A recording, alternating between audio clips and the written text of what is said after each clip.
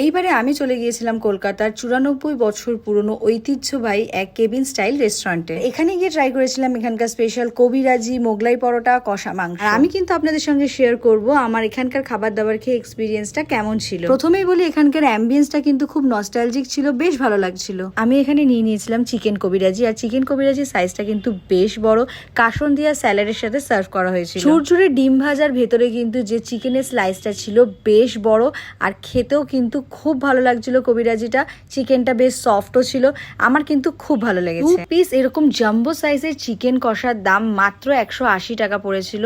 আর chicken কষা দিয়ে আমি খেয়েছিলাম এখানে মোগলাই পরোটা, যদিও মোগলাই পরোটার সাথে আলাদাভাবে আলুর তরকারি ছিল। চিকেন কষার গ্রেভিটা কিন্তু খেতে অসাম ছিল, আর চিকেন কষার সাথে যখন মোগলাই পরোটাটা ট্রাই করলাম আমার কিন্তু দুর্দান্ত লেগেছে। আর এই মোগলাই পরোটার ভেতরে কিন্তু শুধুমাত্র ডিম ছিল না, ডিমের সাথে কিশমিশ, বাদাম, এই সমস্ত কিছু ছিল। মোগলাই পরোটা আর চিকেন কষার কম্বিনেশনটা এখানে বেস্ট লেগেছে আমার। 1931-এ প্রতিষ্ঠিত এই বসন্ত কেবিন রয়েছে আমাদের কলেজ স্ট্রিটেই। যারা প্রায় কলেজ স্ট্রিট যাও অথচ বসন্ত কেবিনে খাওনি, তারা কিন্তু অবশ্যই গিয়ে একবার খেয়ে এসো। আর আমার ভিডিওটা ভালো লাগলে লাইক, ফলো, শেয়ার করে দিও।